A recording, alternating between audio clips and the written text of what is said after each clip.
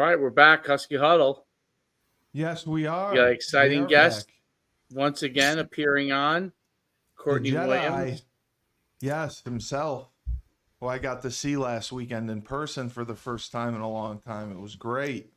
So, Good how was the afternoon. tailgate? Talk to me about the tailgate before we get to the boring boy. stuff, which is the football stuff. It, Talk it, to it was me a about big the time exciting stuff. tailgate. Big time tailgate. I got to meet Steve and his Kelly, yeah. girlfriend Kelly. Very nice. I picked them up from their hotel, and we drove over. And actually, no, we stopped at Seatown. Yeah. I didn't plan out very well the tailgate because I didn't want to put a cooler together before for a 3-hour drive.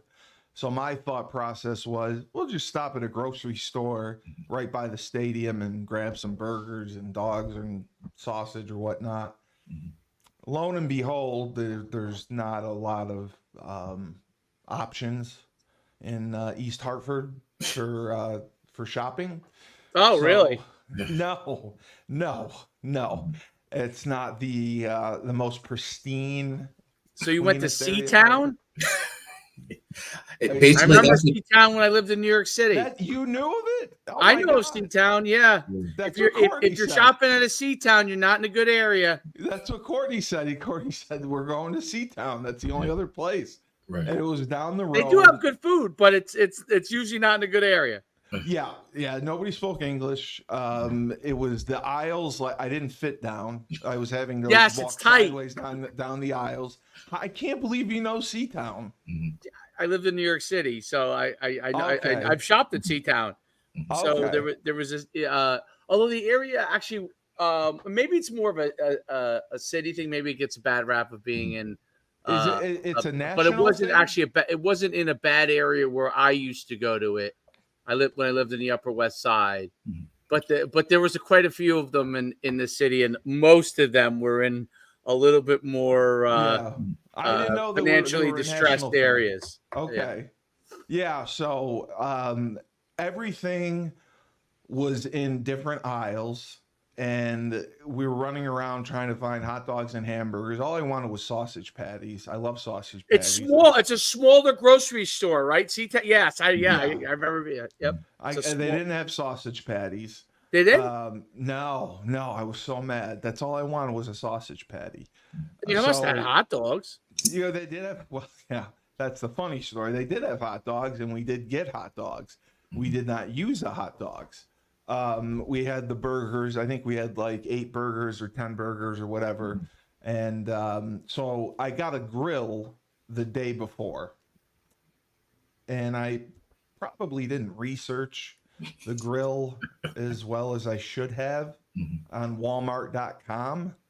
And after I got the grill, my father and I are outside putting it together.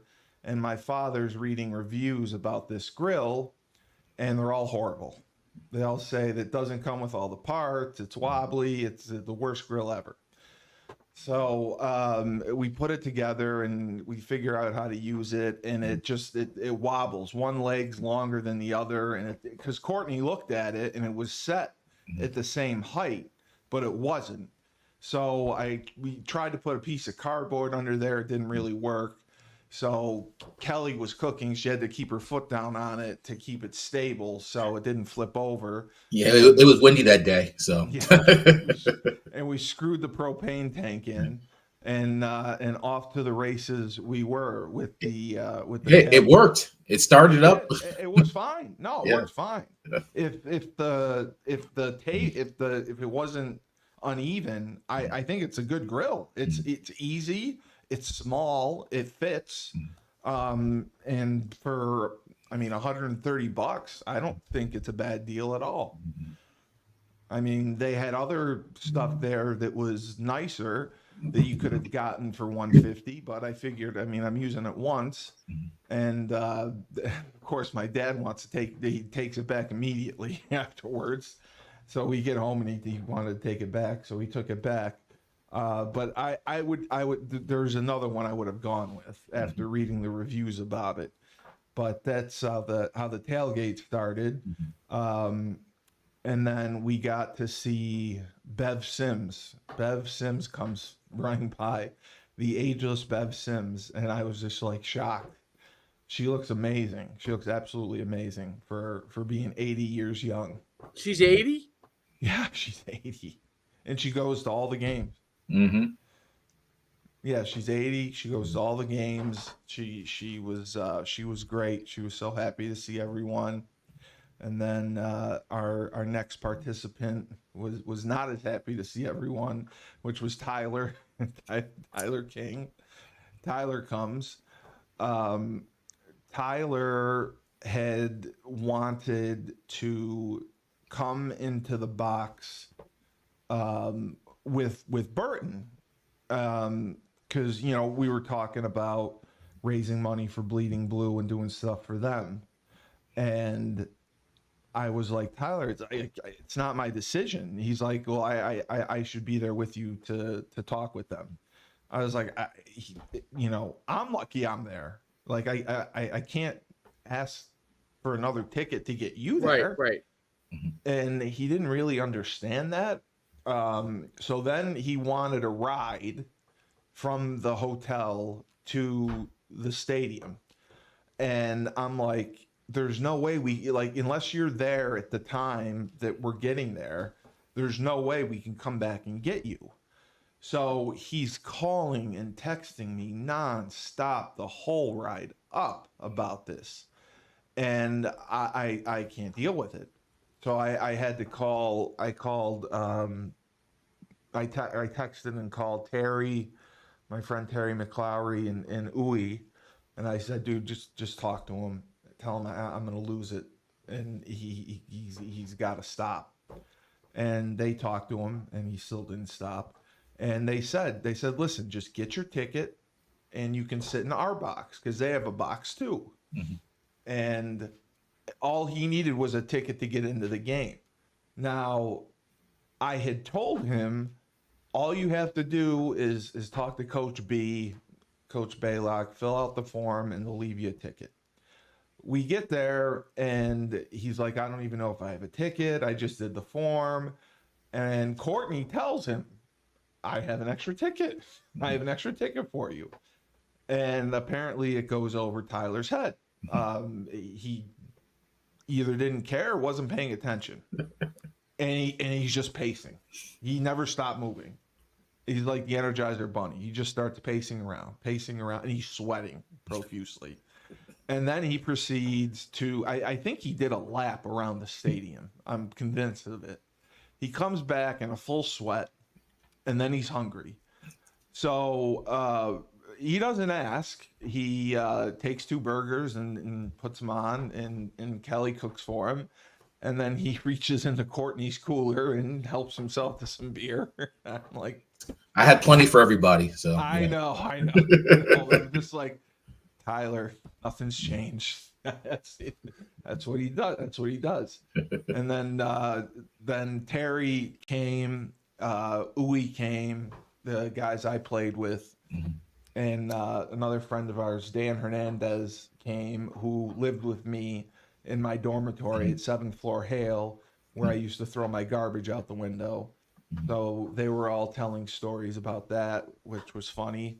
And Kelly informed everyone that I was going to be an uncle because my brother's having a kid, which I was thrilled that she shared with them. I was like, you don't need to tell them that. I don't want to be an uncle. But yeah, so it was great. It was absolutely great. Ernie Lowe came from my class. Yes. Marcus Campbell came over, and Phil made an appearance. So Phil was great, man.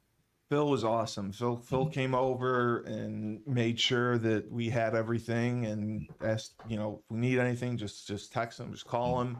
He's going to be around, and he was awesome. And he actually spent a lot of time with Kelly and talked with her for a while. But definitely Courtney and Kelly Courtney and Phil were Kelly's favorite people. We did a podcast last night and she talked about the experience. And Courtney, she said quite some nice things about you. So Well, look forward to seeing her at another game. Hopefully, she had a good experience her first she football did. game. Yeah. I want to. I want Who to. was this? The girl that I always talk about that I may or may not be seeing. Her. Okay. Yeah. Yep. She came. Mhm. And she had just the best time in the world. So Great. I said that you know, because your schedule changes, and that maybe we can go. Maybe we can even go to homecoming on the 26th or whenever it is of October, and then I wanted to go to the Syracuse game. But yeah, it was awesome. It was an How was the awesome box experience. experience? Never seen anything like it. Never seen anything like it. It was on the 50-yard line, and the glass plates like looked right out onto the stadium. Like I've been in press boxes before, but like for me, it was like being a coach. Like you're in the press box, but it's nicer. It's much nicer, and they had all the best food and drink, and Burton and his family, and I got his wife's name right this time, Tiffany. I called her Trisha last time. Uh, yeah, yeah, That's not a good then move. Yeah. and then I got to see CJ Hessel, who I haven't seen in forever. Hessel was awesome. Hessel he was a left tackle when I was a right tackle. We played together for 3 years, and it was funny because he actually had transferred in as he had played basketball in Philadelphia and transferred to UConn to play football. I don't know. Was he there for your first year, Courtney? Yeah, Because but he he was a was a tight end, tight. He right? was a tight end, I believe. Yeah, yeah. So. He was a tight end, and he bulked up big Mhm. that summer, and they moved him to tackle. And he was a really good athlete, and he was a really strong guy, and he was a captain. He ended up being a captain. Oh wow. So Mm. yeah, he was a captain on the '01 team. Mhm. So yeah, it was great seeing him and his family, and it's crazy that he's got two daughters, and his daughters were more into the game than anyone. His daughters loved it, and his daughters were cheering for it to go into overtime. And I'm thinking, dude, if this goes into overtime, I don't know if I can do it. Because I know Uwe had his son Jeremiah, and Jeremiah, they had to leave in the third quarter. I mean, he's got a 20-month-year-old, so it's like they can't stay that long. But Terry stayed, and he had his baby and his other son, little T. It was just a great homecoming experience, and then especially seeing Chris Desitis was awesome. Um, he's the basketball manager, the director of basketball equipment. See, I wasn't in the box. I saw him in the picture, so I guess he did make it, right? He made it late, a little later. Okay. Yeah, he came he came right after work, and he Okay. just said he came to see me. And we were gonna get dinner after the game, but we were so wiped out that we didn't do anything. And I said, you know, we'll come up tomorrow because Kelly wanted to see campus. So we went to campus, and she got a nice tour of everything, and you know, saw where I lived, and got to see Chris again, and you know, walk around the facility a little bit. And that was she's a, much as it pains me to say, she's a huge Paige Beckers fan, and she was just thrilled to be in the same vicinity that Paige would normally be in. So that was very important. She loved that part. Did she get to meet Paige? No, No. no. I don't think she was there, and I don't think they would let anyone 10 within like 100 yards of her, because she had an incident with a stalker, I guess, That's that right. they arrested. Yeah, she's got like a whole. Chris said like she has a whole security team now, and it's like it was serious. It was bad. So otherwise, yeah, it was just an incredible trip. It was unbelievable. And you know, I have not gone to a game in probably at least 20 years. So I would go again for sure. I'll definitely look at the schedule, and I'd love to go to homecoming if you can make it, especially to Dave and Courtney. I think you had said you went to the Maryland game, right? Yes, I went to the Maryland game. Yeah, yeah. You went And to I will say this: what a turnaround! This is not the same team that I saw that. in Yep, Maryland. exactly. I think me and Marcus Campbell were talking. It's like I think they played that. I wish we could play that game now or Play 2 it weeks from now. Right. I agree with you. I agree wholeheartedly. Um, the issue is basically at Maryland. Um, you got 60 new guys, and when you have 60 new guys coming together and trying to play, it takes a while to gel. So I think that first of all was part of the reason that they struggled early on. And then after that, once they got the hang of things and playing together, they were fine. Yeah, I mean, I think, if you're looking at the first half of the season, the biggest thing is progress, right? From the Maryland game to now, our progress has been tremendous, and not just winning games we should win, but in games where we could have lost the game, we pulled it out against Temple. We destroyed some teams that we should destroy, and the Duke game kind of came out with like a moral victory, so to speak. No one likes a moral victory, but that's the reality of it. And I think I don't know if that Duke's still undefeated or, but they were Yeah, undefeated. yeah, So I think that part's really good. I mean, now the thing is the second half of the season. Can we fix some of the problems that we have? So we fixed our yeah. I initial think it's problem. it's health more than anything, Courtney. When you see just the quarterback play, we really still can't be sure with what we have in Nick Evers. I know it's just been limited. He played.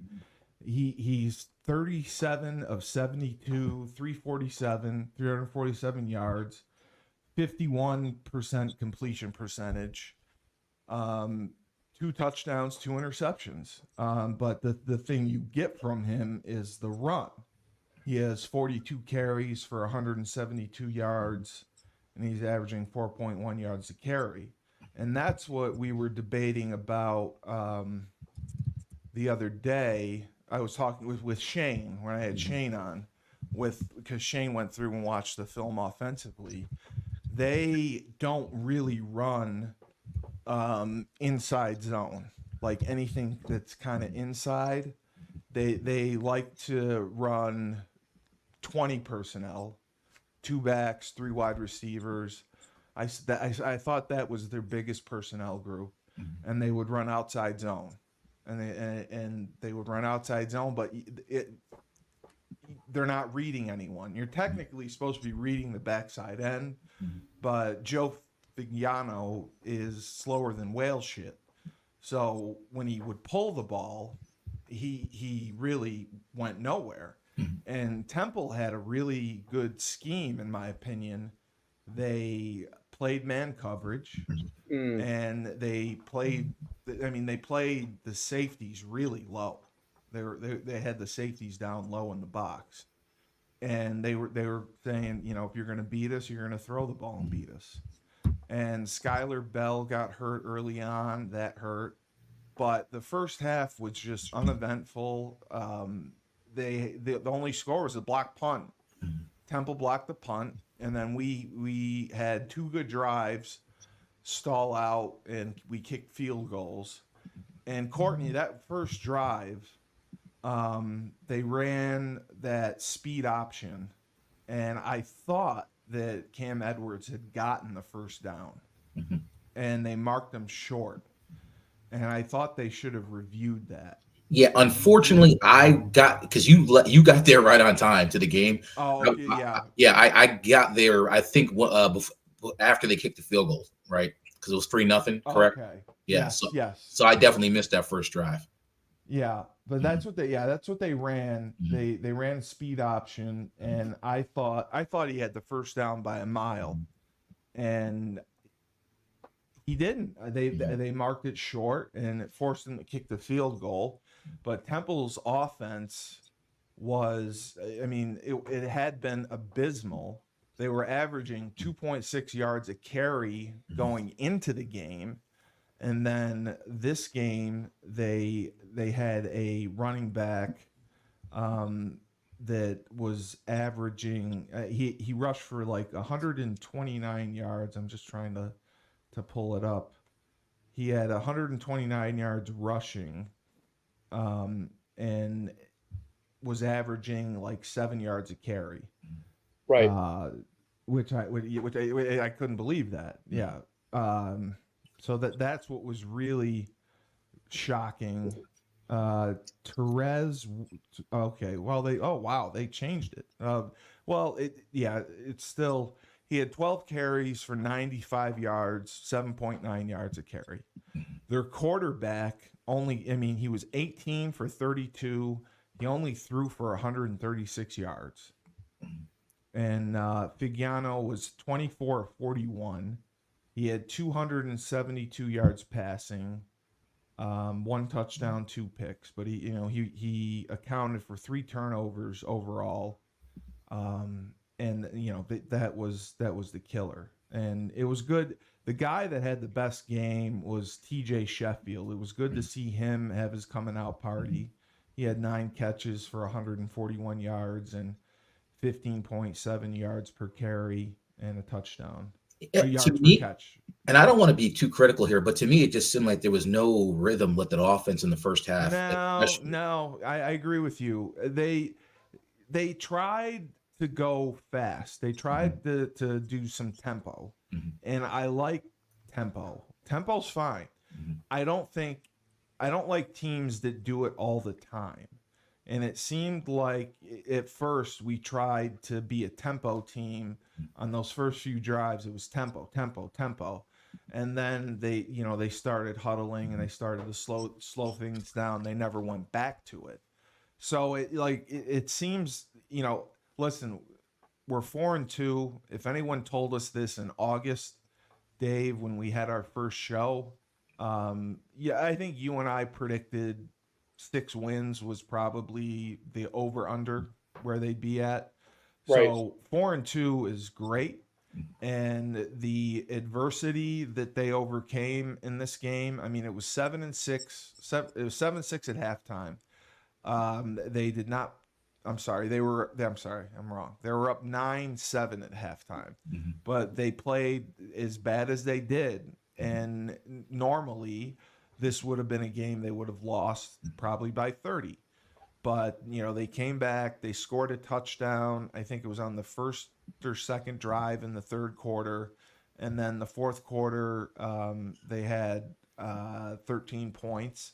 Which they had 2 field goals, and then it was 23-20, and the goal line stand fumble return for a touchdown, which Phil Hunt called during the timeout.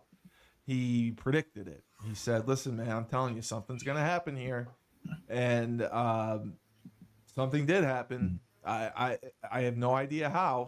They punched it out and caused a fumble, and they ran it back for a touchdown and ended up 29-20. So to overcome the adversity that they did, they had some injuries. I know Cam ended up getting hurt. I hope he's okay. I know one of the linebackers got hurt. Can't remember if it was Jaden or not, Jaden McDonald.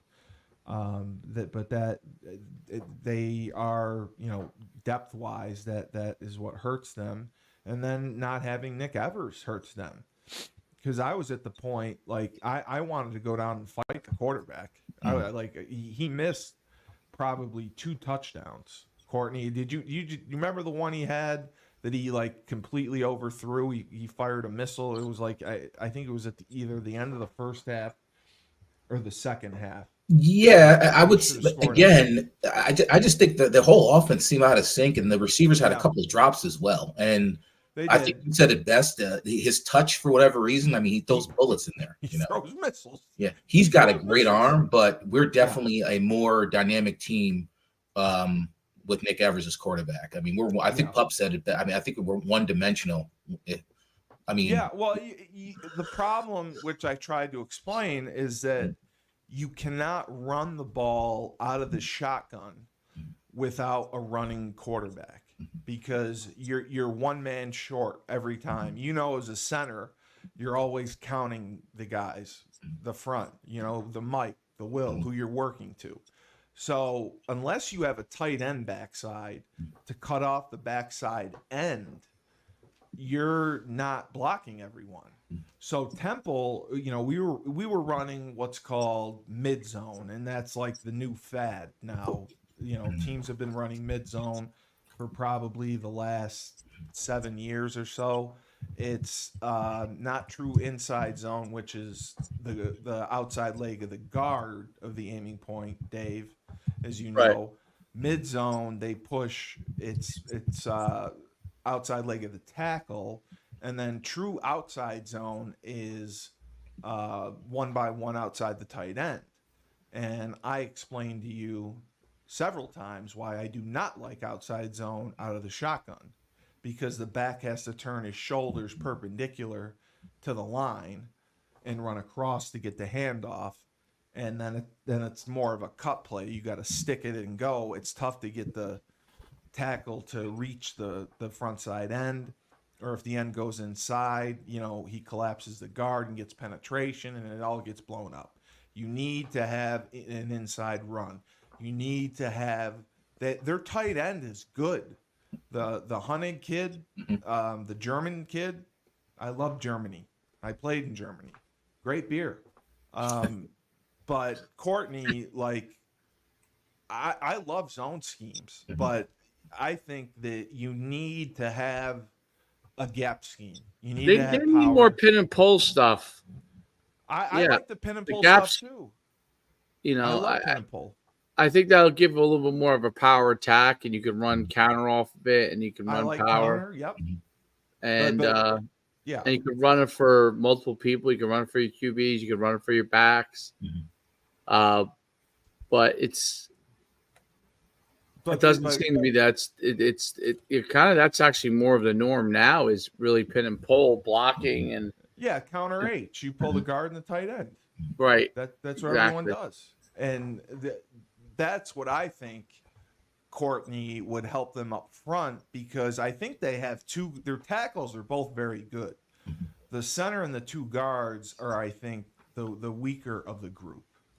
Would you say that, or? I'd have to look at like an inside tape, but from outside looking in, I agree with you. If I had to give the O-line a grade right now, probably a C+, B-. You know, so definitely room for improvement. I would like to see us be a little more physical up front. The defensive line has definitely improved a lot. You know what I mean? Especially with that scheme, you know, running. I know you're not a big 3-month fan, but they do. I know they won me over. Yeah, they won me over. Burton yelled at me about that. Right. He's like, I told you the 3-5 would work. I was like, all right, it works. Right. I will admit it. If we become a more physical team up front, especially if Evers is healthy, that's going to open up more play action and kind of lead to his strengths, you know, which is being outside the pocket and making things happen with his feet, you know. Correct. 100%. 100% correct. And that's the problem I have with zone blocking and the way that it's kind of taught these days. It's more position blocking and covering people up, as opposed to trying to get movement on everything. Where if you're running power, you know, you're getting a double team somewhere. Either the tackle and tight end are doubling, the center blocks back, or the guard and the tackle are double teaming, and the center and the tight end blocks on. and it's physical, and you're coming off the ball, and you're trying to create movement, and you're trying to get to that linebacker, and you got the pulling guard meeting the linebacker in the hole. I have been a power fan and a counter fan forever. Right, and I think but you also got to play to your strengths of your personnel. You look at Absolutely. Alabama, Ohio State; those are some big hogs up front. You're And right. the zone blocking concept, I think the Denver Broncos years ago, Mike Shanahan put it in play because he had undersized linemen, right? Smaller linemen, Exactly. absolutely. So Yep. step to the gap. You're blocking in the area, not necessarily a man. 100%. You're right. Yeah. If you don't have the personnel to knock people around, absolutely, you have to run zone and cover people up. If that and just don't get knocked back, just don't give up penetration. But I just think that the outside stuff without a complement inside, like power out of the shotgun is a same side handoff. Whenever you're in the shotgun, you can pretty much tell which side the run's coming to because it's opposite of where the back is offset. And if there's two backs, they're usually running outside zone or some sort of outside zone concept, and they were trying to run bubble with it.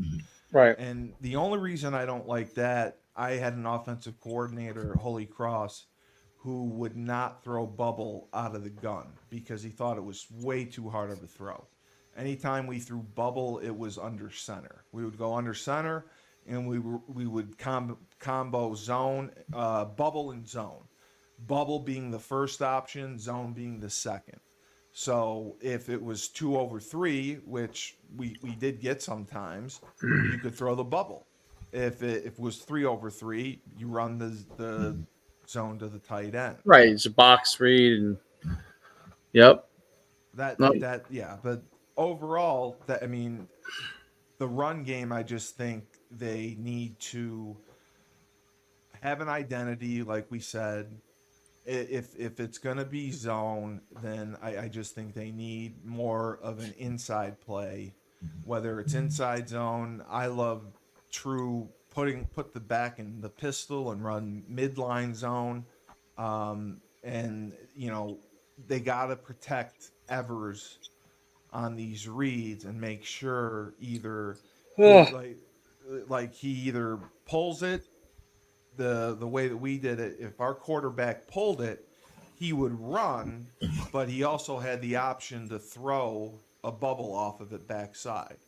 So he had a run pay. He never wanted our quarterback to only have an option to run the ball. He wanted to have him to have the option to throw it as well. But Figiano, his numbers wise, I mean, he's got 11 touchdowns on the year. I think it's 11 touchdowns in 3 interceptions. So, I mean, you can't complain about that. He's got nearly 1,000 yards passing. 11 touchdowns, 3 interceptions. I mean, normally that was good. It was just a rough game for him. He he got pressured a few times and took some sacks. I think that hurt him. But obviously, the strength of the team is their running backs. They have, in 6 games, they have 1,300 yards rushing. Robinson has 421. Cam has 320, and Mel Brown has 315, and then Evers has 172. That's the strength. And then Mike Burton goes out and brings in Skylar Bell, TJ Sheffield. Well, what do you know? Skylar Bell, 22 catches, 508 yards. He's averaging 23.1 yards per catch. He's got 4 touchdowns. Sheffield, 24 catches, 260 yards. He's averaging 10.8 yards a catch, and he has 2 touchdowns. So the guys, obviously, that Bleeding Blue went out and brought in are making a difference. And I think one of them, Durrell, was a transfer from Charlotte, which he said was a difficult program, and he was very happy to leave. So I think they're bringing in the right guys. And then defensively, my God, Jaden McDonald, all over the field. Didn't matter what the game was. He was all over the field. He leads the team in tackles with 50, and he's got an interception as well. I was trying to look for TFLs. I don't see the TFLs, but I think he's just a dynamic player. And then the Samoan Tua Brown, 49 tackles. He's got 2 sacks. But it's good to see the defense. I mean, the defense saved the day. Yeah, give their defense credit. Like I said, after that first Maryland game, you weren't sure what their identity was, but they fly to the ball. They're physical, kind of a bend but don't break type of because Temple got in the red zone quite a few times, not quite a few times, but they settled for field goals, and I mean that goal line stand was just tremendous. I was a little ticked off that they got down the field in like 3 a minute, plays. Yeah, right, but. Yeah, I was confused as well because I can't remember. Somebody called a timeout at a spot where I didn't understand, and then it looked like they were going to kick the field goal. They had the kicker in the huddle, and then they took him out, and we all thought they got to go for it. They got to go for it because you're 1-4. You're on the road. Just go for it. You're on the 1 yard line. You can't get a yard. You don't deserve to win. So I thought they had to go for it for sure. And it just the fact that it turned out the way that it did, we're very lucky. Coach Schuman, you have a question. How would you attack the UConn defense?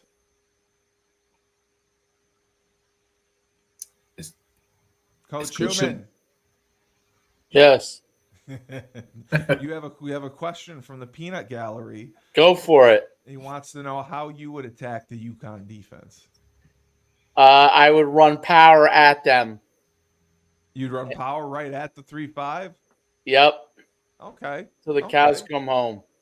And Courtney, you tight end, overload tight end, power. I would do that too. I'd go 12 personnel. Yeah. Yep. Power with a offset fullback from gun, offset back, power at them, run counter off of it, yeah, and then run counter off of that, and then run your RPOs right off of that, and that's how it. And then run jet with the slot, with the slot going. That's how I would attack the 3-5-3 because that neutralizes their ability to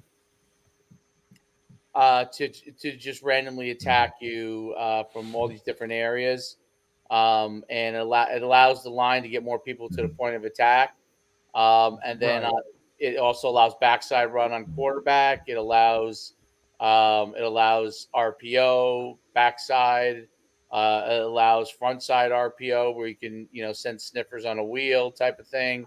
So you could do a lot of things. When you're attacking at 3-5-3 from that standpoint, but I would try to have big personnel go at it until they could stop it. If they have the nose that can do the job, which the guy he's done a pretty good job so far, the nose could do the job, then but you're really not testing them. You're really testing the BC gap player, which is the defensive end, and then the linebackers who are rushing. That's who I want to test. I want to see how good those guys are at handling double teams, how good the guys are who come off the edge, and the linebackers. Are they good enough to run by me and make a play, or if I may able to get my body on them and drive them? That's what I would look for. Courtney, you got to ask the same question. How would you attack the UConn defense? Honestly, I agree with Dave. Kind of smash mouth, counters. I would even throw in a trap in there, but if I had the right personnel, and then I can play action off of that. It seems sometimes their secondary tends to, I wouldn't say fall asleep, but you could definitely make plays downfield against our secondary. Fall asleep like I just did when you guys were explaining in-depth line play. Yeah, you got bored. Dave got bored. You guys are good, dude. You're so good at it. No, you just got bored. You guys are a clinic. Yeah. Really? No, I agree with you. I would go 12 personnel, 3-by-1. So I would go 2 tight ends and then 2 receivers to one side. That's my favorite formation ever, because you can now run bubble to the 3-man surface with a tight end and 2 receivers. You can run counter both ways to the tight, and it's going to a tight end. So you have an extra blocker. I used to call that rip ace. I like to arc the tight end onto the corner to widen the end, and then have the guard kick out the end and the pulling tight end lead up into the hole and just collapse everything down. That was one of my favorite plays. Or I would have one of the receivers motion in and run the zone read option to the tight end side. That was my big thing. Yeah, I mean, and the other thing, who's run? Has anyone run the ball really? Well, Maryland did. Has anyone run the ball really well against UConn? No, I mean, just Temple. Temple averaged 7.9 yards a carry. They had 12. I mean, their top running back, Therese Worthy, had 12 carries for 95 yards, 7.9 yards a carry. They had overall 36 carries for 136 yards, 3.8 yards a carry, 1 touchdown. I mean, that's pedestrian. We, on the other hand, had 41 carries for 99 yards, 2.4 yards a carry with 1 touchdown. That was the only downside to it. And I think that's evident because of the quarterback that we had back there. Yes, 100%. When your quarterback's not a threat to run, it's very, very difficult to have success coming when your run game is only out of the shotgun. You have to RPO, and if you don't want to read the end, what my favorite thing to do was block back on the end, read the backside linebacker. The backside linebacker flows on the outside zone. You don't always have to RPO it. You can still run zone read and read the linebacker. He flows. The quarterback fits in kind of the B gap or C gap. Tackle blocks out on the backside end. That's what I would do. But Joe just, he's, like I said, he's slower than whale shit. I don't know, but if he can get you 4 and just how slow is whale shit, by the way? it's slow. I'm trying to figure that out. That was always my saying, slower than whale shit. I have a lot of sayings, a lot of good sayings. I wonder if whale shit is big. Yeah. Well, it's a whale. Picture Moby Dick taking a shit. Does a whale take a shit? Is actually my question. It's a mammal, right? Well, all animals take shits.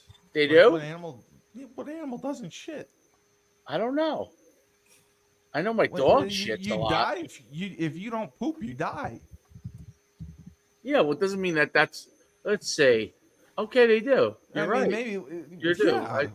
They do. You're surprised by this, Dave?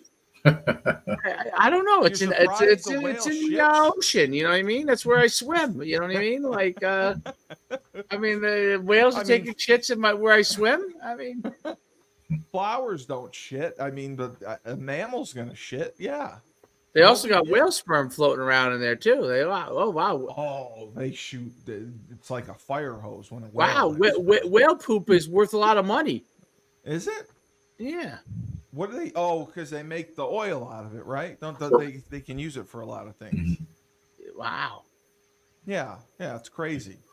But I was trying to look. I mean, I know they have Wake coming up. Courtney, you see how this could turn quick?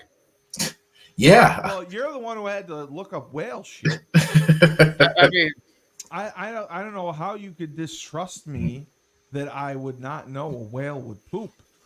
What about a dolphin? Dolphins poop. The sharks? Of course. How about like a salmon? The fish shit.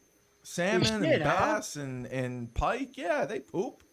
They do. How? Yeah, they poop. They have little poop holes. You learn something every day. Are you not a fisherman?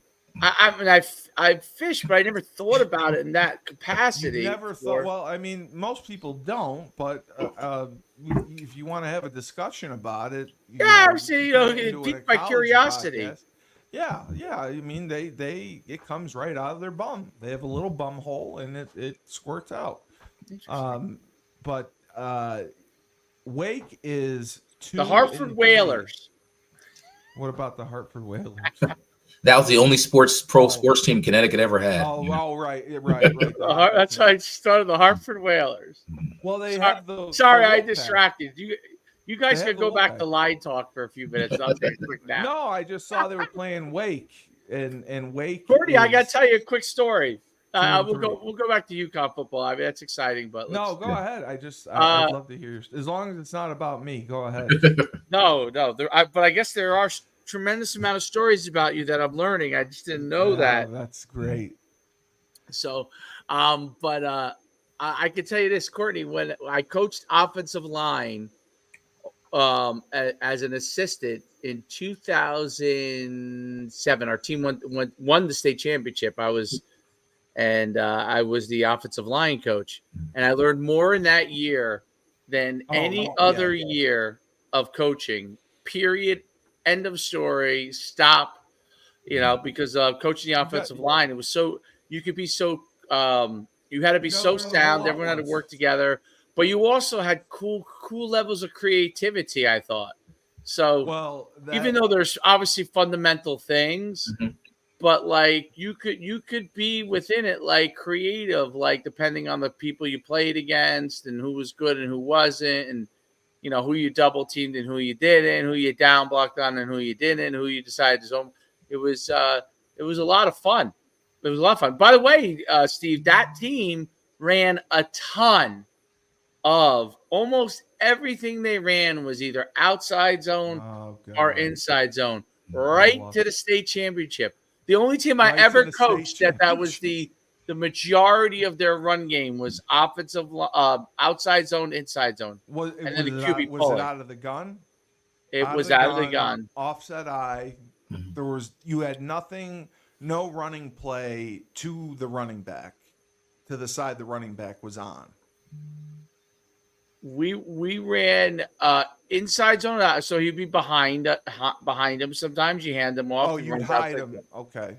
Or he'd come across, and then you have a sniffer sometimes. Sometimes you had him by himself, and you ran it to like trip side. You know what I mean? I love that sniffer back. I love it. I like sniffer the back's sniffer great. I like the sniffer. I don't like the lineage behind the name sniffer, but I do like what's the lineage? Whale poop? He's sniffing butts. Yeah, that's that's basically call him the sniffer. We had another question. Oh, sorry. Our good friend, Mr. Greg Smoot, he would like to know if you think that on offense we should have some more trickery, some trick plays early to try to get some easy scores. Courtney, me or are you asking Courtney? I'm gonna ask both of you, but Courtney can go. I mean, it couldn't hurt, but I mean, again, stick to what you know. I mean, and I don't see any trick plays with maybe Nick Evers, but I haven't been. I'm not a fan of trick plays. Really not. Yeah, I never have been either. Because we only had a couple and none of them worked. But if you gotta practice them, if you execute them properly, I like to do them off of jet tempo to catch the defense and run a trick play. That was when we would have success, when we would go fast and hit a trick play. Or I like to do it off a sudden change. So if you get an interception, sudden change, take a shot, do a trick play or play action, throw the ball downfield. That's the one thing I'd like to see. If they can do that, and you can keep 6 in, you can keep 7 in, and still get your 3-man route combinations and have your quarterback protected. Sell a good fake. They can run a lot more off of the outside zone. What do you consider a trick play? Do you consider reverse a trick play? Yeah, run a reverse. I like a reverse. I like a flea flicker. Yeah. I like. See, I'm thinking of like the Philly special, something like that. The Great Philly play. special is a great is a great play. It scares the hell out of me. I would run that if it could be executed. But I had this debate with Shane, and Shane, UConn was running passing concepts, and they had guys open, or he was throwing behind guys, or he was throwing too hard. I said, I understand that players may be open, the throw may be there, but if you're not executing the play, you can't run it. And Shane disagreed. Shane said you got to keep going. If it's open, run it, keep going. But if the execution is not there, you're wasting your time.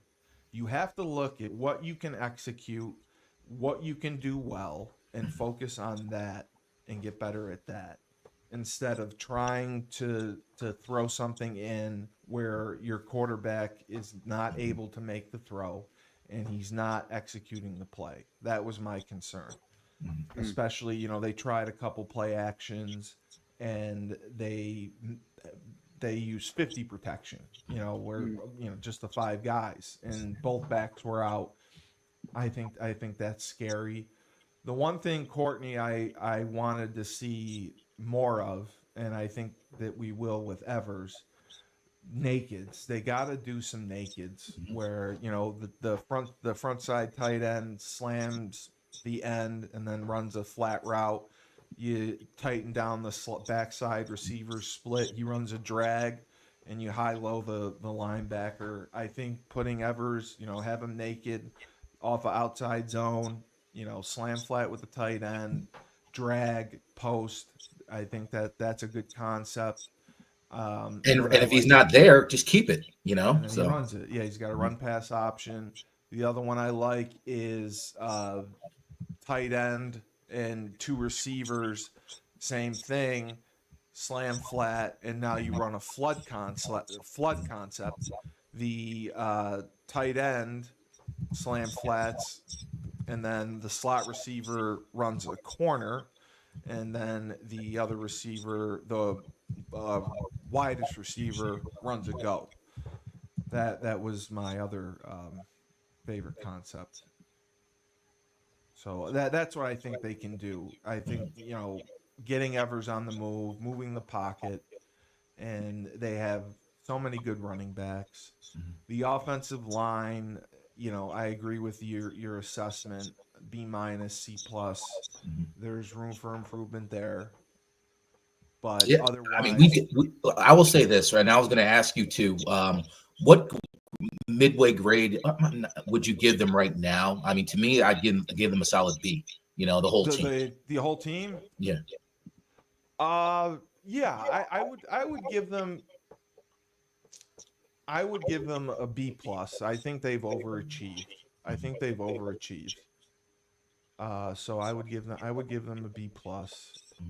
I think that being 4-2 at the bye week, playing a very good Duke team, being down 17-0 at half, and coming back was huge. And I think that blowing out Merrimack, getting a good win against Florida Atlantic was huge. This win against Temple was huge. Wake is 2-3, and I think, Wake lost to Ole Miss 40-6. They lost to Virginia 31-30. North Carolina A&T they beat 45-13, and they beat NC State 34-30. Yeah. So they got Clemson this weekend. I don't think they're going to win that one. So. No. So I think that we're catching them at the right time, and we will be very competitive against them. Mm-hmm. And if we get that game, that really dictates the rest of the season. I think that's a game changer for what's going to happen. And it's also a signature win for the program recently, because it's an ACC team, a team in a Power 4 conference that we're trying to eventually get into. You know, Correct.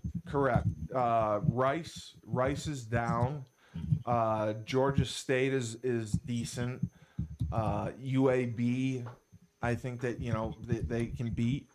Syracuse will be a tough game, and then UMass they should beat. So, worst case scenario, if they lose to Wake, they're beating Rice, they're beating Georgia State, they're beating UMass. So that's 7 wins. Best case scenario, they beat Wake, Rice, Georgia State, UAB, and UMass, and they lose to Syracuse.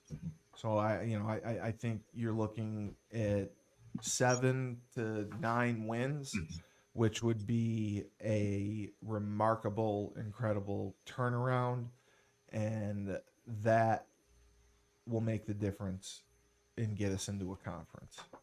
With the combination of our success in men's and women's basketball, we're going to campus and seeing the facilities that we have. Every sport has a facility. Every sport: volleyball, hockey, baseball, football, basketball. Like, it's unbelievable the facilities we have, and we're truly one of the best sports universities in the country for whatever sport we have, whatever sport you want to talk about. I mean, we're just unbelievable, and for us not to be in the ACC or the Big 12, it's criminal. And I think, Courtney, if Clemson and Florida State win their lawsuit, they go to the SEC, there's going to be a spot open in the ACC. I hope so, and I hope there's still a Power Four conference. I think it's still going to be a Power Four conference regardless. It will. I think I have no problem going into the Big 12. I just think logistically, it'll be a nightmare. Yeah, and did you see the rumor about the Pac-12? I'm glad that was shut down quickly. Yeah. Why they were going to push it to Pac-12? As a football, that was a rumor that came out a couple weeks ago. As a football only with Colorado State, it made no sense. UNLV. Okay, they were going to go in with them. Yeah, and keep basketball in the AC, keep the other sports in the Big East. Yeah, well, that's the whole maneuvering they're trying to do, and that's just not going to work. No. They don't want to leave the Big East in basketball. They love the Big East. Me so angry. I love the Big East too, but we're not making enough money. You're losing millions and millions and billions of dollars by not being in a Power 4 or 5 conference. Rutgers, I hate. Rutgers gets $40 million and they go 4-7 every year, or 5-6. And we could get that money. And the fact that we're not, because we're holding on to the Big East in basketball, it's a trickle-down effect. It's going to be a trickle-down effect, and that we talked about it. 2030 comes around. If UConn football is still an independent, are we still alive? Are we still surviving? No, I don't think so. I think we'll end up an FCS program or not having one, and that's what worries me. And that's why God bless Mike Burton and Bleeding Blue for Good and all the work that they're doing, because raising that NIL money, Mike is setting the foundation for success. That was a great episode you had, by the way, because he explained what the hell he was doing behind the scenes. And, I had an idea at a high level, but, it's tremendous. And he did that with 5 or 6 people.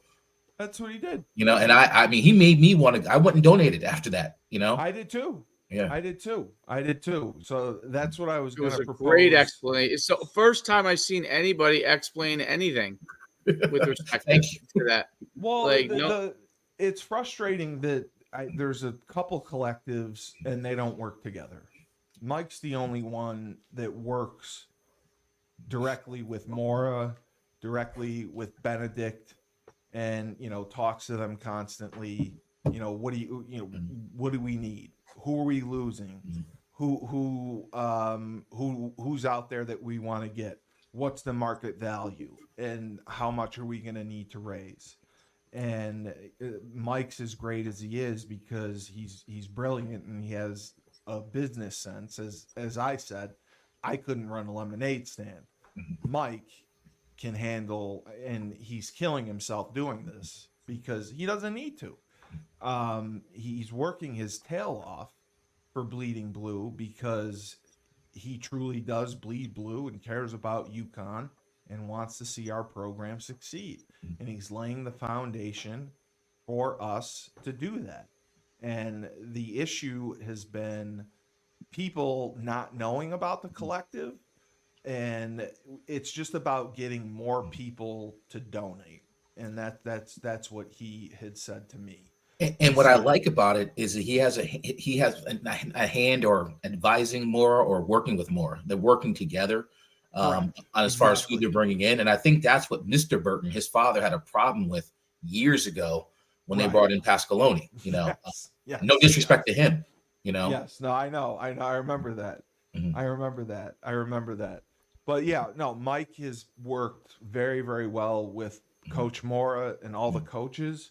He works very well with the players, and he does everything on the up and up because some of the NIL collective stuff is shady, as we saw at UNLV. And, Mike has the kids sit down. He makes sure they have representation, and they have a contract. They go through the contract, the expectations of everything, and they sign it. And it's a 1-year deal. So it's all on paper. It's all legit. They've never missed a payment. And it's just about, like he told me, he doesn't need the $10,000 donations. He would love to have it, but he doesn't need it. He needs more people donating, whether it's $200, whether it's $500. That's what he needs. So that's why we're trying to reach out to our alumni base. Just give them a couple $100. Go to bleedingblueforgood.org, pick football, donate a couple $100, and we have strength in numbers. We have our alumni base is so big and so successful that we can put this collective, I think, to $5 million. I think to easily in a couple of years, $10 million. I think that's where it should be at. Well, the goal was his goal next year, because I think it's 1.5 they raised, is to double that, right, to 3 million. Correct. Yeah. Correct. That's what he wants. But I think with our alumni base, I think that if everyone contributes, we can get 5 million. Right. And on top of that too, and I heard this from Wilbur's podcast, by the way, great podcast with Wilbur, always good seeing him. But he mentioned that they're not utilizing, and Dave, I don't want to put you on the spot, but they're not utilizing you. I said the same thing. They're not using him as a resource. Yeah. And Mike knew that too. We talked to Mike about it. We're like, you have a guy in New Jersey who knows every top player. He knows their families. He knows where they play. He can tell you who's recruiting him, and they're not using him as a resource. And Mike said that. Mike agreed, and Mike was going to bring that up with Coach. And there's other people like that as well. Carl Bond had called me the other day, and he wanted to do a podcast to showcase the talent that he's working with. He has his own company called Young Pros, where he's training kids, and he wants to get them featured, and he wants to help them with recruiting, and he wants to do it through a podcast. And he's in state, and those are the people that they have to take advantage of to get kids, and that's like Rob Long and his son going to Maryland, and we didn't offer him, or we offered him late. I don't know the whole story, but he very well may be going into the transfer portal, and we could get a shot at getting him.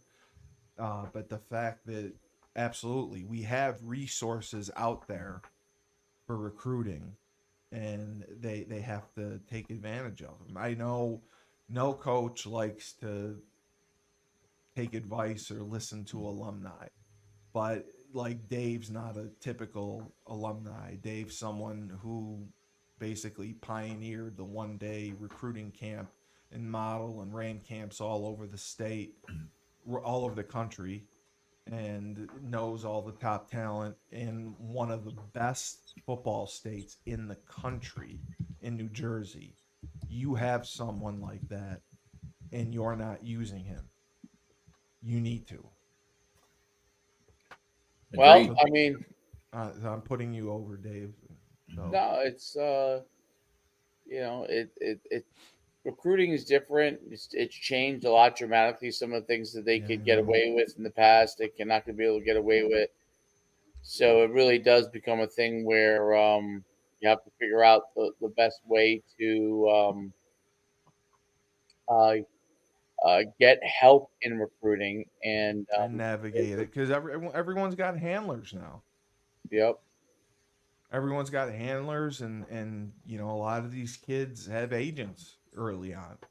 So it's a different world. It's tougher to get to the kid. Um, I had just talked with Dave, your friend, Lenny, Oh yeah. um, and I got him a visit to Penn. He's gonna go visit Penn, because my old defensive coordinator is now at Penn, and they like this film, and they're bringing him in on an unofficial visit. And he was asking, why, Unofficial why visit. yeah, yeah. He was asking why not an official. And I said, well, they don't know him. They haven't seen him. They've seen him on film, but Right. when they see him in person, that's when they'll make their determination. And his film has only gotten better. So to have an opportunity to go on, I know that unofficials, they have a lot of kids, but I think he'll get a lot of attention. And I think that they will, hopefully offer him an official visit at some point. Well, he's got, yeah. I mean, he's got to be at the point where they think he's a guy that they're interested in, from that level. So The guy Hank was very high on him when I emailed him and brought it up to him, and my friend Joe Villapiano, who I played with, Joe coached at Harvard for years. He was recently the offensive coordinator at Cornell. Joe helped me out big time, because Joe's also helping me try to get him into Yale, on an unofficial there. Um, Yale wasn't interested in having him on an official, but like I said, anything can happen. And the kid's got a 33 ACT. yeah, very My smart. my suggestion to him was, if he loves Yale, apply to Yale and just apply early action or early decision. And if you get in on your own, they're going to take you. I mean, that's all it is. Ivy Leagues don't give scholarships. All they do is push your application through and get you in the school. Right. It's based on financial need, correct? It's all based on financial need. And I talked with him about that, and he's starting his own company. So it's the same thing. I mean, he's building his company. So I mean, he should get a decent package, and that's what counts. And I think that if the kid just apply, if he's dead set on going to these schools, Like, Cornell has interest in him. I talked to Lehigh. Lehigh had interest in him. He don't want to go to Lehigh. He doesn't want to go to Cornell. He doesn't want to go to Columbia. So What's his position? he's a running back. All right. What about Fordham? You know, He don't want to go to Fordham. gotcha. I listen. I tried because I know the coaches at all those schools, And those I are great tried. schools. Academic. Yeah. He doesn't want to go to the city. He doesn't want to go to the city. Gotcha. Columbia, I get. Columbia is always bad. Fordham had been good. They've fallen, but Cornell is not great. He really wants HYP, Harvard, Princeton, Yale, or Penn. So and everyone wants HYP. So that's what's making it difficult. And I also said doing a PG year and going to prep isn't the worst thing in the world. I think it'd be great for him to do, because whatever happened his junior year, he didn't get enough film. He's getting it now, and Yeah. it'll get him an extra year to go on the camp circuit, which apparently they went to the Yale camp. I don't know if they did any others, but you have to go to these camps and be seen by the coaches to get offered, because the majority of the offers come out of camp. They come right out of camp. You run well at camp, you perform well at camp, they're going to offer you. So it'll get them a chance to do the recruiting the right way. We can set up a schedule. All the Ivies schedule their camps, usually different weekends, so you can go to all of them, and that would help the kid. So that was my advice. Well, that's great. You were able to, reach out and, utilize your resources, Yeah, I wanted to. He came on the show, and Dave set me up with him, and he was great. I really liked him a lot, and he was part of that group with Hez. Was he with Hez and Wilbur? Dave? Lenny was a fifth-year senior when I was there. So, Okay. Lenny's a couple years ahead of me. Yeah. Okay. He was Lenny was as a freshman you come in intimidated, and but he was him and Damon Lewis, those guys, they were they were good to the freshmen coming in. So yeah, and they were he was small and fast. And I think he said he played defense and then got moved to offense, right? He was a running back? No, he was a running back, and then he played some defense. Oh, running back and then played defense. And I think too, his fifth year too. He went to that was a year out shoe. They moved him to running back because we had some injuries there. So that's right. He moved back to running back. Because my redshirt freshman year, he was one of the running backs.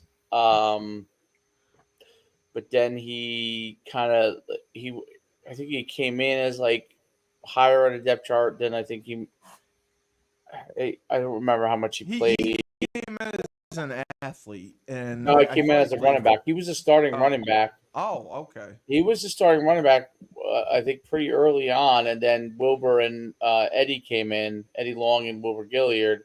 Yes, those guys. Those guys were kind of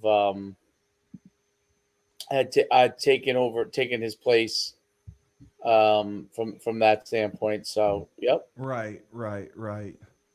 Yep. I'm just looking. Colorado is not ranked. Wow. I thought Colorado had been doing well.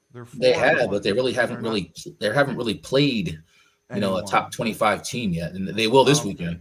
Yes. Yeah. No, I was just looking at the games this weekend to see if there were any. They play K-State, right? Any good matchups? Notre Dame plays Stanford. They should beat that. Yeah, really wow. Kind of an easy weekend. I don't see any. Oh, Ohio State plays Oregon. That's the big one. 2 versus 3. Ole Miss is ranked 9th. They play LSU, ranked 13th. And those are the big games this weekend. And yeah, Colorado plays Kansas State. So if they beat Kansas State, then obviously they'll be ranked. And Kansas State is favored by 3.5. Otherwise, kind of a normal weekend. Dave, what do you think of Rutgers in Wisconsin? I think Rutgers got a great chance there. I mean, they're playing very well. They played Nebraska tough. They're a good team. They're 4-1. Yeah. They're a good team. I think it's pretty wide open, but like Texas has been tremendous so far this year. Yeah. Georgia, other than that little mishap against Alabama, has been tremendous. I would have said Alabama, but they got the Texas is playing Oklahoma this weekend. Yeah, so the Red River that'll be a good Shootout. one. Yep, that's going to be pretty cool. So, I mean, college football's wide open, man. Like anybody can really win it. If Vanderbilt can beat Alabama, then I think anything's possible. Well, Vanderbilt has that quarterback that was at New Mexico State when they won 10 games last year. So he's kind of just moved right over there. Yes. Was he a graduate transfer? I think he is I think he's a graduate transfer. Okay, and then even Syracuse. Syracuse is 4-1. Syracuse has NC State this weekend. They're okay. They're not that good. Yeah, they're okay. I mean, I think they should have. Notice I had to put on the glasses, but you know what these glasses are? They're not for reading. You know what they are for? What are they for? Take a guess. The blue light. Oh, for the computer. Yeah, it was the blue light was like sometimes it makes me fall asleep, man. So the podcast is that riveting? You're falling asleep during it? Yeah. Am I boring you, Dave? Listen, no, it's just you know why I'm tired? I don't know why. Do we need to talk about Trump or something or what? That gets me fired up. Will that wake you up? That's a different podcast. That's coming on Monday. We should bring Courtney on. Oh no, I'm good. I'll just listen from afar. We have a special guest coming on Monday on Rebel. Oh, we do have a special guest. Mr. Johnny McEntee is coming on. Former UConn football player. John McEntee. He's he was a quarterback for UConn. Yeah, he used to do all these trick shots with the football. Yep. He is very eccentric, I would say. I just think he has a huge very following. Very conservative. Yeah. Well, I didn't want to say that, but he has a huge following on TikTok, and his videos are hilarious. He is hilarious. And it's amazing. Like he was all about it. He was so excited to I can't wait to talk to him. I'm kind of scared. Why are you scared? Well, because I'm the guy that doesn't know anything. You mentioned the guy, the Netanyahu guy, and I go, is that the guy from Israel? So, I don't want to get Courtney dragged into politics, but you have me and Frank who are conservative. You're I would say you're more middle of the road. I mean, I'm a registered Democrat. Yeah. So I'm saying, but you're like more middle of the road. I'm learning. Yeah, well, you're more middle of the road. You know what I mean? We should have my brother on. He's far left. Maybe not far left. I don't know if I would say he's far, but he's left. All I said was I asked about the Netanyahu guy. See, I asked if you would vote for JFK. I'll just leave my politics to this, and I'll shut up about it. I think the problem is with our government is we got too many people too far right, too far left, and people don't meet in the middle. That's the problem. You're 100% right. They don't. Nobody works together. No, everyone. It's like tribalism.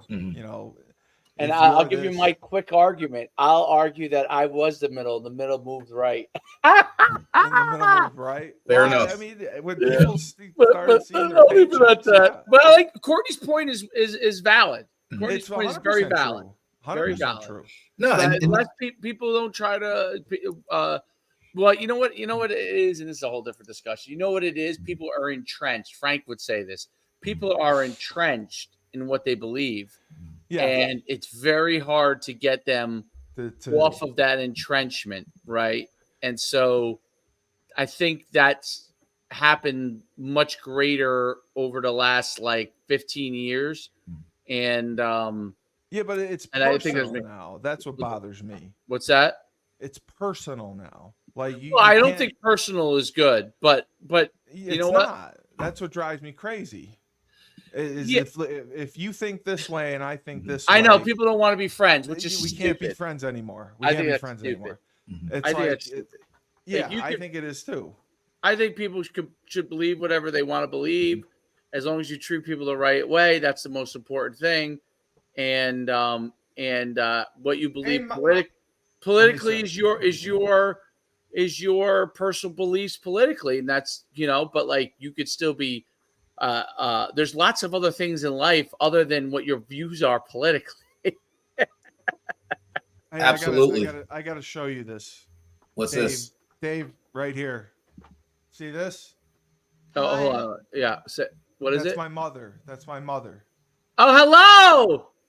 She's the one who took my ballot and said that I can't vote. Because she might. Maybe she's onto something. I told you, she took it. She said that my early voting registration, she took it. I'm not letting you vote because I know who you're going to vote for.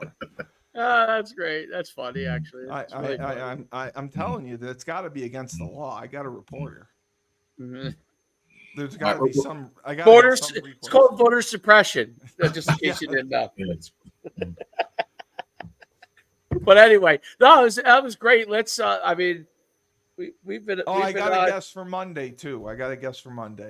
Courtney's always great to have on. Courtney's. Yes. No, I appreciate it, fellas. This is great. Steve, again, I know people are giving you your flowers, but the way you've gotten everyone together, the alumni together, and just talking, and you didn't realize what people are doing and how people are being successful. And then you and David kind of branched off. Yeah, I did. You got your own show with Pup. I like how Pup breaks down the play. He does. And getting Pup talking about football, which is great, which is what he loves to do. He does. Yeah. And he's thanked us many times because Dave does a show with him as well. Oh, nice. And I do a show with him.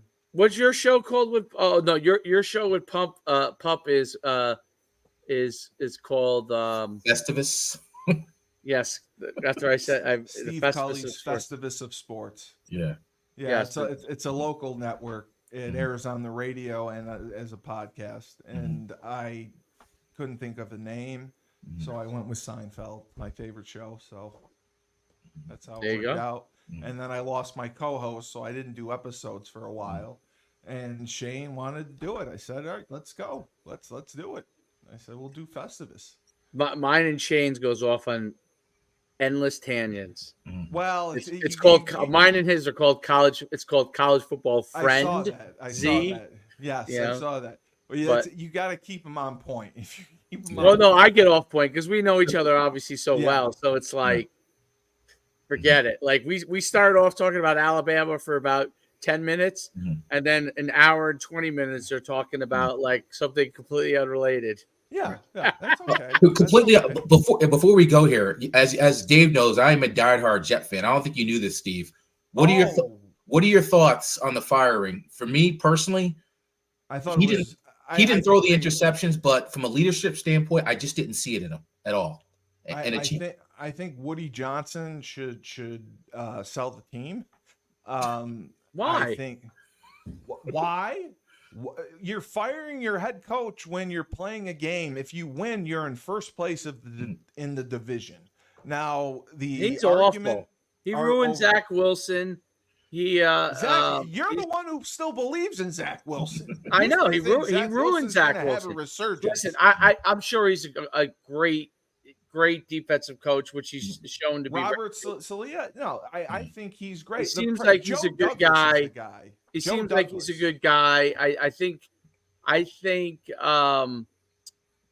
offensively, Nathaniel Hackett is a train I wreck. thought that was you kind of did that move for Aaron Rodgers, but Aaron Rodgers will be fine with whoever. Well, they already made the move. They already demoted Nathaniel Hackett. So they did. You don't think Ulrich talked to Aaron Rodgers about it? He 100% did. They did demote.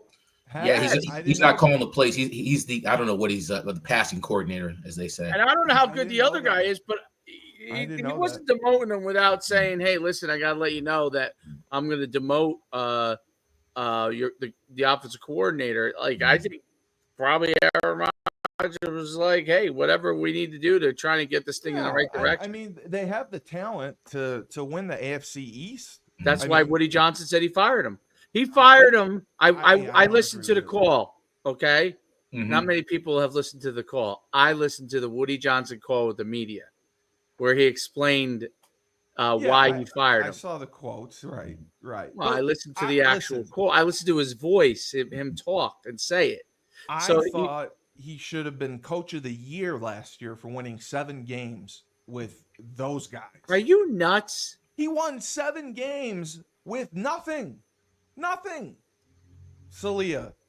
7 games he won. Sala is his name. Robert Sala. Whatever. God, Salia. He's not Italian, dude. Whatever. He's Lebanese. He won 7 Curry games. made him Italian. I love it. I know. I'm Lebanese. Curry, you turned it from SALEH to SALIA. He should have been coach of the year last year. From serving up halal to making lasagna. Okay. He should have been coach of the year for winning 7 games with that dumpster fire of a team. And he wasn't given a chance with Rodgers. Now, he runs a great defense. I think that they would have played Buffalo tough. I think it was way too early to make this decision. If you were going to make it 5 games into the season, you should have just fired him after last year. True. Yeah. I agree. He probably should have been fired after last year. But what does bringing this guy in do? Like, what changes? I don't think I don't know that it's they're just looking for something. I know. I think what I heard was there's a relationship with Rodgers and Hackett, and I think Saleh was going in there to fire Hackett. I believe that's the rumor. Yes, or demote him or whatever it was. Ulrich demoted him too. Yeah, because Rodgers had a conversation with Johnson allegedly after the game, right? So that would make sense, right? And the window was only there for one more year this season, because Rodgers is out of there. Rodgers also made a statement, by the way. So there's all this stuff, and I have no idea what's going on exactly behind the scenes. But there's all this stuff where they're saying Rodgers got him fired. Rodgers came out and made a statement saying he absolutely had nothing to do with it at all. Yeah, he did. He said it on Pat McAfee's show. I know. No, he didn't. He said he did not. Oh, yeah. No. He's agreeing with you, Dave. Yeah. I heard him say it on the Pat McAfee show. Yeah, I'm just saying, like, I agree. Let's put it like this. I thought that remember when Saleh went to like shake there's a couple of games he went to give him a hug or embraced him, and he was like, hold up. Yeah. We're only up 2 touchdowns. He gave him like yeah. That was a strange it was awkward. interaction. Very awkward. I thought. Yes, it was very awkward. Yeah. Like we're only up 2 scores, coach. I'm not hugging you yet. Yeah. And I don't think he meant anything of it, but like it does show there's like a disconnect between the two of what like they view as success. Aaron Rodgers is a success standard. I don't know if he could play at it anymore. Well, he other than his arm is still good enough, but like I don't know if his feet are there. He's a little off, and he drinks ayahuasca and goes on trips. And I don't think it has anything to do with it. The guys smoke weed all day long. Okay, and but what I have a problem is the mandatory. Lawrence Taylor did blow every single day of the week. As a quarterback, the mandatory mini camps, things like that, he was not there. He was not there building chemistry with his receivers. True, 100%. I agree with that part, Courtney. I agree with that. I think that was. I mean, there was. They needed to get make that trade for Look, Adams. if you bring on a very, very high level quarterback like Aaron Rodgers, unless you have a guy like Tom Brady who is like that's just how he is, you know, a veteran that's been around a long time, and you bring him into a new team, and he's like literally a celebrity, like these kids grew up watching him. I don't know how the coaches were probably, some of them are younger than him, I don't know how, unless you came in with a standard that you expected from him. He's basically setting the standard. Like, he's basically the one saying, like, you know, we need to hold ourselves to a higher standard to Salah. I mean, that was not going to work, in the end, if he felt that guys weren't being held accountable. Salah made a couple of mistakes, okay, that I think caused Woody Johnson to question his leadership. I think number one, the Zach Wilson handling over time. Zach Wilson, he never wanted him. That was Joe Douglas. It doesn't matter. There's plenty of times that head coaches don't. You have to coach what you have there. So his handling of him was poor. Okay, it was poor, and he didn't get him into a position. And then they were in a bind. I always said the Salah was dead in the water. It was just a matter of time when he took Zach Wilson and made him number 3 and put Mike White as number 1. I'm like, this guy's dead in the water. The team, you just cut off the legs of your quarterback, who's supposed to be one of the leaders of your team.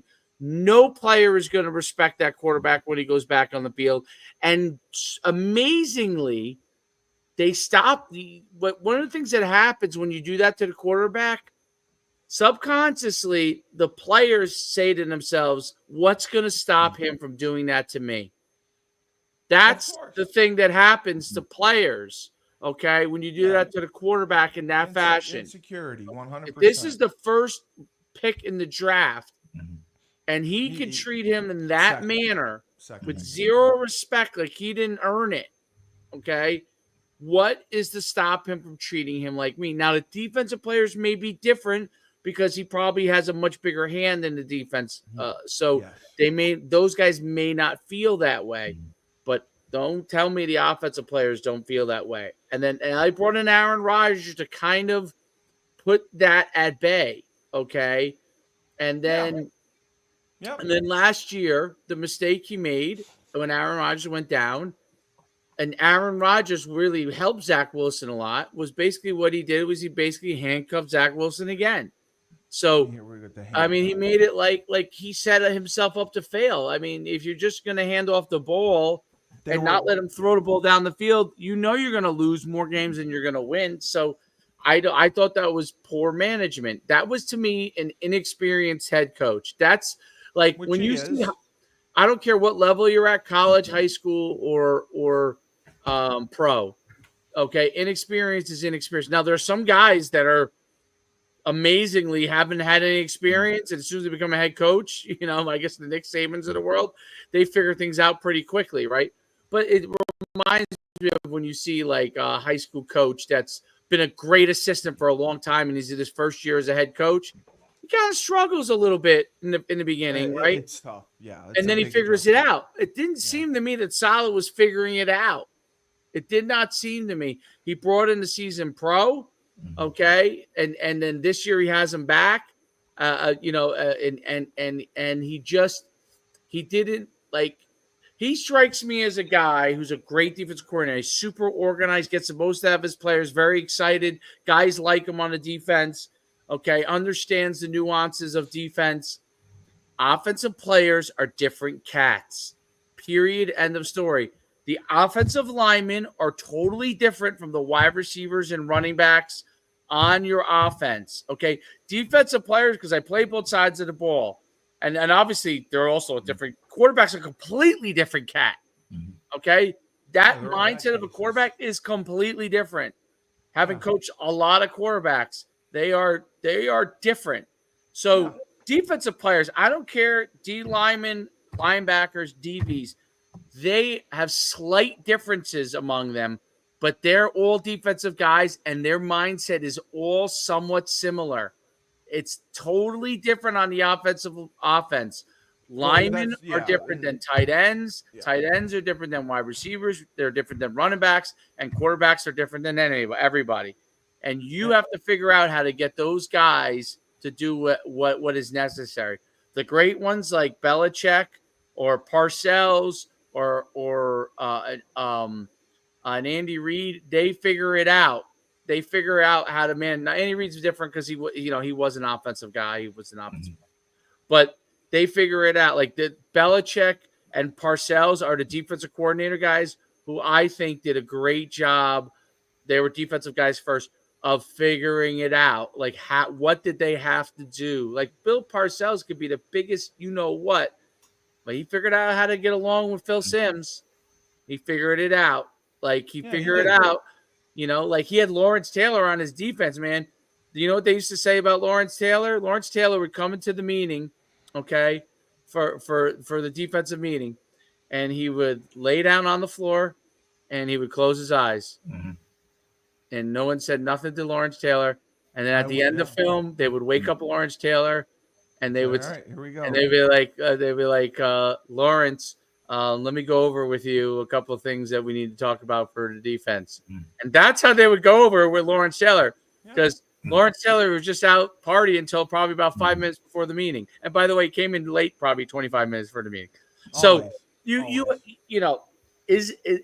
can that affect your team negatively? Absolutely. If you don't have the right leader, that could affect. But with Bill Parcells knew how to manage all those moving parts. Yeah, I heard Jimmy Johnson one time at a business conference say this. Well, he's like, one time I was like, one player fell asleep, in my meeting. He was a third string linebacker. What did I do the next day? I cut him. Now, if that was my starting linebacker, if that was Nate Newton, whoever, I'd give him a pillow. Exactly. You got to treat everyone fair, but there's definitely pecking orders there. You have to. That's how you run. You're a CEO. That's how you run a business. That's how you run a team. Yeah, that's why the head coaches, I think, need to step back from being coordinators and be the CEO. Possibly. It depends on someone's skill set. I mean, I think it really depends on their skill set. In the NFL, I would tend to agree with you in a sense that you need to be able to figure out what's going on both sides of the ball and the special teams and all the personalities that are associated with that. I would tend to agree with you at the NFL for the most part, but there are guys that could do it. I think as you go down in levels like college, I think you can get away with it more. Yeah, and obviously high school, I'm sure almost all of them probably call Saleh was basically hands off on the offense. He wanted nothing to do with it. He's I think that was a mistake. Offense. He didn't have to call anything. He needs to sit there and hang out with him. Yeah. He sits there, and I think that those are things to me that strike me as someone who's in his. I know I say it because he's getting paid $1 bazillion and he's getting 20,000 a day, and none of us are making anywhere close to that. But just seeing from a leadership standpoint and watching a lot of guys over the years and coaching myself and seeing a lot of guys and interviewing a lot of them, you could kind of see when a guy's in his first job, one of the things that people don't realize as head coach or if you're CEO of a company when you're the guy that's in charge, it is hard to get information. Okay. Because half the people are trying to just keep their jobs underneath you and glad hand you. The other, you don't know which guys are really against you, and nobody's going to tell you. You're really on an island, right? So that's why they try to get guys that they really, really trust as their right-hand man in that organization. I don't know who that guy is for Saleh. I'm not sure. But that's an important thing because there's a lot of that. When you're the person in charge, the only person you really there's no one for you to talk to. The only other peers or other coaches who you're coaching against. Those are guys you're actually competing against. those are kind of your peers in the off season. That's who you would talk to. But in season, you're in charge. Everybody's looking to you. And it can be very, very difficult, because if you ask one of your subordinates for an answer, he may give you the right answer for the right reasons or the wrong answer for different reasons. You don't know. You have no idea. And you have to figure out who has a feel for this and who has a feel for that and who's telling you the truth. And that is a skill set. There's no doubt about it to me. Like, that is like guys like Nick Saban and Belichick and Tomlin, and they are great at it. Like, those are Parcells. Like, those are guys that if they were in the military, would have been just great leaders. And if you go, like, you could go back and there's no one way to skin the cat on it from that standpoint, but those guys have figured out how to manage all these different things that are going on and get the most out of their players, the most out of their coaches, manage the politics of an organization, which is as difficult as coaching. I mean, that is, it's tough to navigate. Yeah. Yeah. That's where I'm saying this is, when Woody Johnson is evaluating everything, the on the field performance is not just how you play on game day. There's a lot that goes into that. No, absolutely. Game day, the last thing. Failures begin before that. I mean, when I failed as a coach, and when I've succeeded, I could tell you the things that went wrong that I was late on, and I could tell you the things that when I succeeded, the things that I figured out that could have been problems that I got ahead of, right? Like, those are things that are the difference between a good head coach and a guy who's just a guy. Like, I mean, there's so many, and there's so many guys in the NFL that are good head coaches that haven't figured it out for a while, and then all of a sudden other things creep up. Sirianni, look at Sirianni, he's going to be running out of town, and at one time he was like, they were ready to anoint him as a legend. Yeah, same thing with Doug Peterson. Yeah, Doug Peterson wins the Super Bowl. He's fired 2 years later. And now he goes down to Jacksonville. He starts out great, and now he's probably on the brink of being fired again. Yeah. No, right? What is the difference between that leadership and being able to sustain success? I mean, that's why, like, when you see Gino Auriemma, okay, I hate to bring up basketball, but Gino Auriemma, he is a clinic in leadership. Not Bob Hurley. Danny Hurley is a clinic in leadership. And part of Danny Hurley's ability to succeed is because his father is the greatest high school basketball coach in the history of high school basketball. Period. End of story. He's from New Jersey. He coached St. Anthony's, and he's the greatest high school basketball coach in the history of high school basketball. That's probably a pretty good mentor to teach you about leadership. You know what I mean? And it combined with all the things that he went through in life, and then the skills that he learned from his father. You're gonna. So those are things that are really, really important. Like, look, if you go back to Nick Saban, dude, watch the stories of Nick Saban. Like, Nick Saban learned so much from his father, who was a youth coach and ran a gas station. And Belichick. And yeah. Mm-hmm. Like these things, you go back, right? Belichick's father was a coach, right? Mm-hmm. They learned these things like that stuck with them that it's hard to replace. Like, just think about it. Nick Saban, part of everything he credits is his father, who ran a gas station and was a youth football coach. That was the breeding ground for Nick Saban. I mean, that's amazing. Like you'd love to be able to pick his father's. Obviously, he's no longer alive, but you would have loved to have been able to pick his brain to see what he taught Nick. You know what I'm saying? Because you come out with the great. Now you go down the line of all the great coaches in history, and they're all different things that shaped them, right? That made them great. What was it that Mike Tomlin learned along the way that made him so great? What did he learn as a player? He went to William and Mary. Okay, he was he played in the NFL. Like he was he learned under Chuck Noll, right? So like some of the things that he learned from them, like when the Rooneys, I think it's the Rooneys that own, when they picked Tomlin, they knew Tomlin was going to be great. They knew it. Like when they picked him, it was like, this guy understands the Pittsburgh Steelers way. They knew he was going to be great. Like, what is it? Saleh has not yet shown to me that. You know, he just hasn't shown to me that. Like, there's decision. It doesn't mean he won't become a great coach. I think, Shanahan talked about it. Like, he thinks he's a fantastic coach.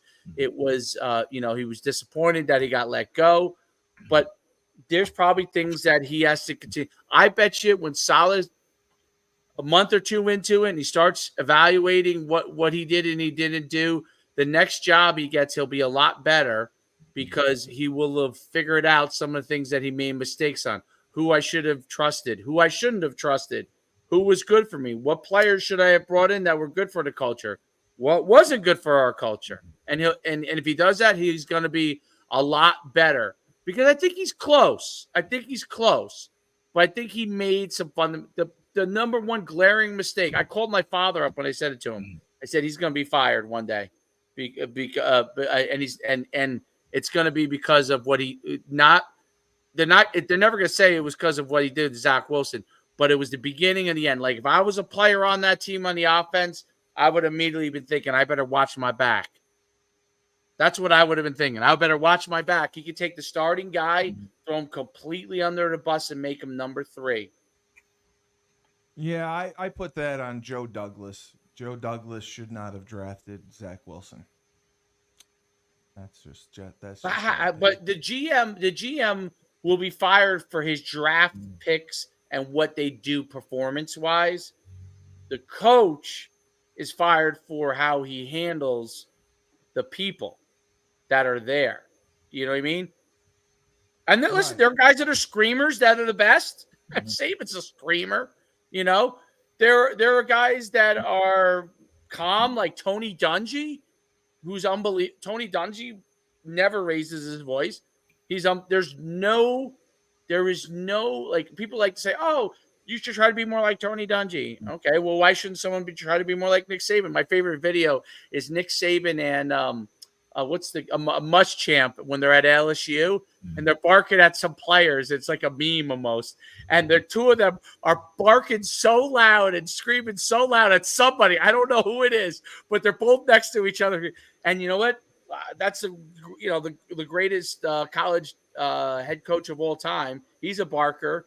Then you got Tony Dungy, who's one of the greatest pro coaches of all time, who rarely raises his voice. You know, I'm sure Andy Reid probably rarely raises his voice. You know, it's just all. Parcells was probably a maniac. Yeah, he was a lunatic. Mm-hmm. So anyway, Steve, so you still sticking with your point on Saleh?